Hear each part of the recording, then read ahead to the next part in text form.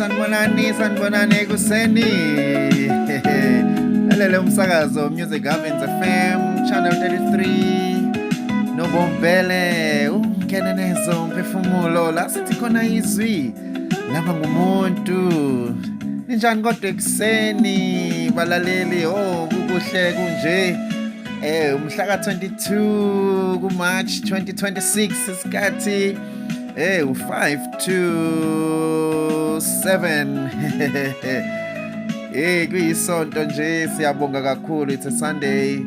uNkulunkulu esigcinile nje, siphila amandla. uNkulunkulu uyasisebenzisa ngokwentando yakhe. Sometimes we plan things but zingenzeki as sicabanga thina, ngoba yena uyimpilo, ukuphila, so umoya, so uphephetha la ithanda khona. So siyabonga kakhulu nje. Ngiyathemba ukuthi niyaphila nonke, America, Asia, Europe, Africa. I believe ukuthi uNkulunkulu nani and uhleli kini futhi akakushingeke zanishiye. Konke okwenzakalayo is aware of it. Sithi sikhulekela ukuthula nje emhlabeni, ukuthi abantu babuyele ekuzazini ukuthi bangobani, bangazi treat sengathi bazilwane. Singababusi thina, sikhethiwe uNkulunkulu emhlabeni njengabantu. Le realm noma le umhlaba esikuwo sinikezwe wona ukuba sunakekele as a corporation. uNkulunkulu ayenzile umuntu, udalele umhlaba ukuthi awubuse, adominate kuwo, awunakekele umhlaba. Njalo ngikhuluma ngezidalwa, i-nature, nisho even umzimba wethu sinikeziwe i-authority ukuthi sigovernishe with our spirit man. So asiphiwe ukuthi si-dominate over abanye abantu. Balaleli, ngizoloko ngikusho lokho with a humble heart, ukuthi akekho umuntu ongakwazi ukubusa omunye umuntu. Ku-impossible.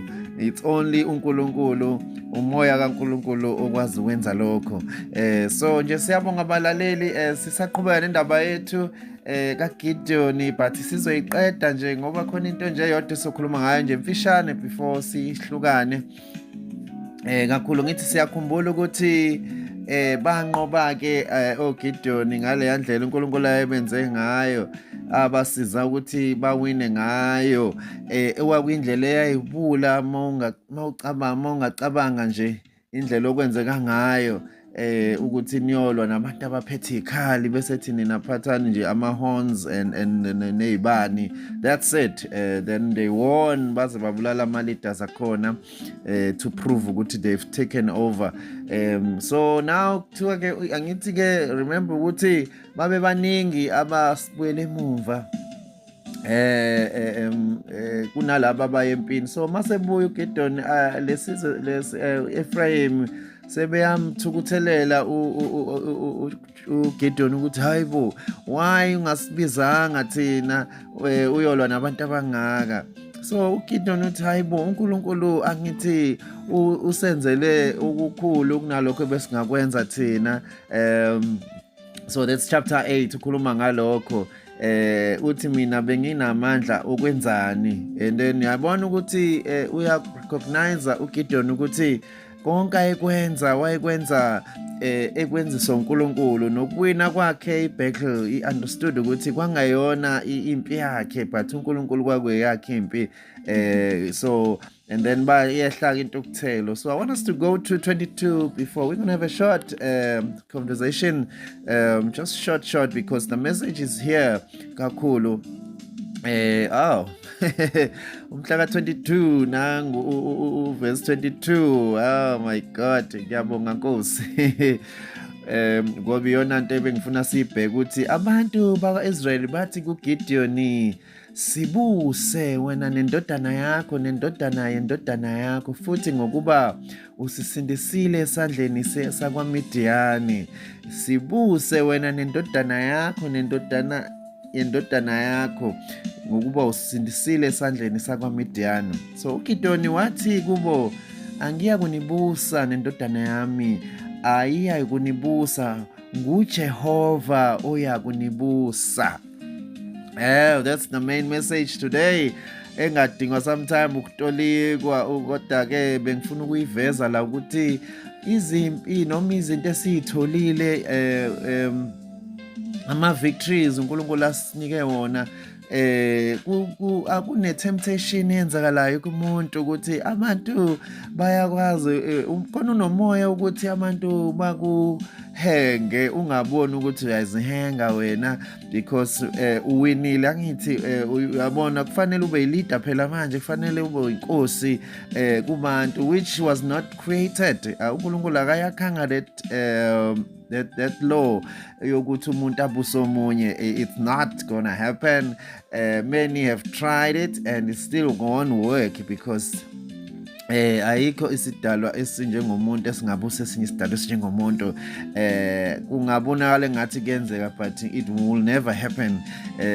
So namanje ngiyabuka nje ukuthi uGideon wakwazi ukusinqoba lesilingo esihle. Mawusibuka okekho umuntu engakavuma ukuthi hawu nawu sengizoba inkosi yenu. My God, and wa understand ukuthi lokho akwenzile akenziwanga nguyena, kwenziwa uNkulunkulu. So ilokho balalele ngifuna sikufunde namhlanje ukuthi simazi uNkulunkulu ukuthi uyena osenzela konke, singaba tempted by ukubuya izimpi noma ukuba achieve izinto bese zisenza ukuthi sibe ngathi singonkulunkulu phezu kwabanye, singonkulunkulu bonkulunkulu, so we can't do that. So yeah, bekuleyo message nje, can we just digest that message? Ngiyazi uNkulunkulu uzosiwinisa, sizodlula ezintweni ezi-impossible and sibuka ama-victories kanti isandla sikaNkulunkulu. So may the Lord aphinde asikhanyisele, asazise izindlela zakhe, asifundise ukuze sibe yilokhu ayekubekile ngaphakathi kwethu. Siyazi ukuthi phela abalaleli, impilo zethu ziphuma from inside, siphuma ngaphakathi kwethu. uNkulunkulu ukithi nathi sikuye, so siveza lokho ngaphakathi kithi,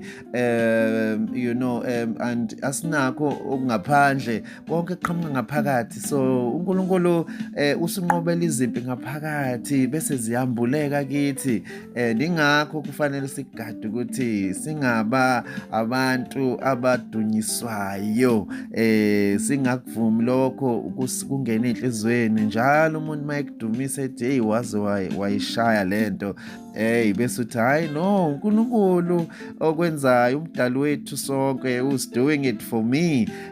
Lokho kona-ke kunika impilo, kunika indlela ukuthi uqhubeke and grow in whatever that you have, any talent that you have, any ability, any skill. So if glory njalo enhlizweni yakho iya kuNkulunkulu, ongumdali wethu, osakhile, osiphilisayo. Siyabonga kakhulu malalela, hope khona enikutholayo nje ekseni breakfast. Siyabonga kakhulu. May the Lord keep you, anigcine nje. Sizophinda sihlangane futhi ngesikhathi esilandelayo ngomusa kaNkulunkulu. God bless you. Music Happens FM channel 33 nobompele umkheneneza umphefumulo, asithi khona izwi lama ngumuntu. Vukani nikhanye nibe lokho uNkulunkulu anibizele kona. God bless you.